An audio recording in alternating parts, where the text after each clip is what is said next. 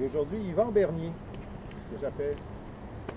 Yvan Bernier, l'ancien député du Bloc québécois pour la Gaspésie, qui était disons, en période de pause politique depuis plusieurs années, a décidé de sortir de cette période de pause politique pour m'appuyer.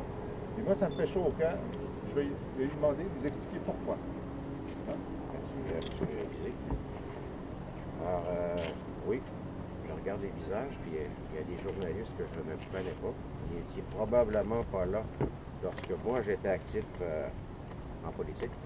Alors, juste pour faire un petit mot vite, j'étais un député bloquiste de la première heure.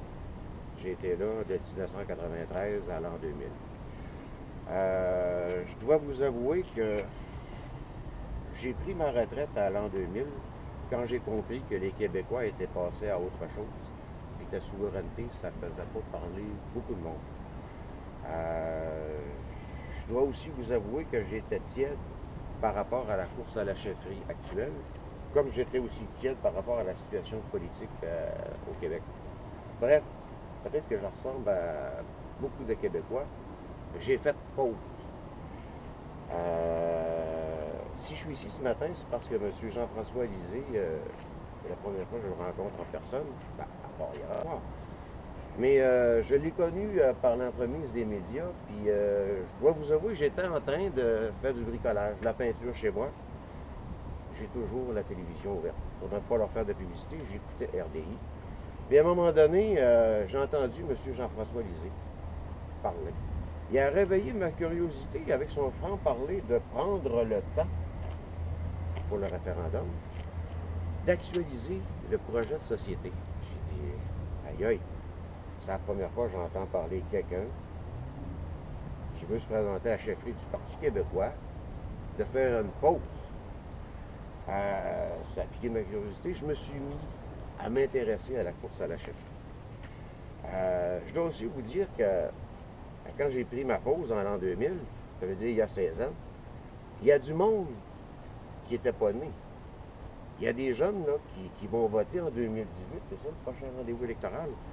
Ils n'étaient pas nés. Mais moi, je pense que c'est avec eux et pour eux qu'on doit envisager notre avenir. Les jeunes, puis mes propres enfants qui ont la jeune trentaine, ils ne connaissent pas le contexte de 1976. Ils ne connaissent pas le contexte du référendum de 80, puis pas celui-là de 95 non plus. Pourquoi j'arrête mon choix sur M. Lisée, à part d'avoir réveillé ma curiosité, c'est que c'est un journaliste de déformation, un écrivain, pour ceux qui ont lu Le Naufrageur et le Tricheur, mais c'est aussi un conseiller politique. Pour moi, ça veut dire un témoin de l'histoire, puis je pense qu'il est capable de faire le pont entre les générations.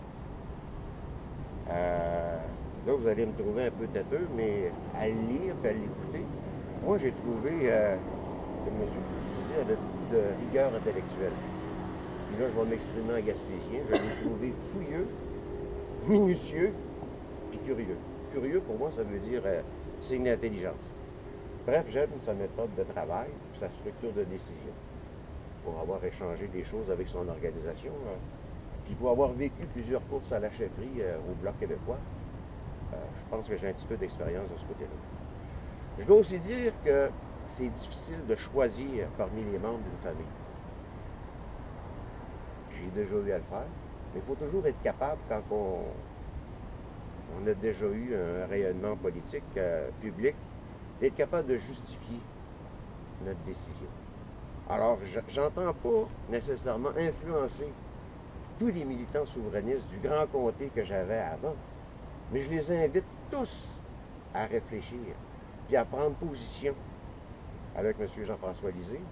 Puis si j'essaie de résumer en un mot, parce que j'ai toujours été un petit coquin, en un mot, ce que j'invite les gens à faire, puis ce que moi j'ai fait avec M. Jean-François Lisée, je les invite à actualiser leur réflexion sur le projet de société. Alors, je vous remercie beaucoup.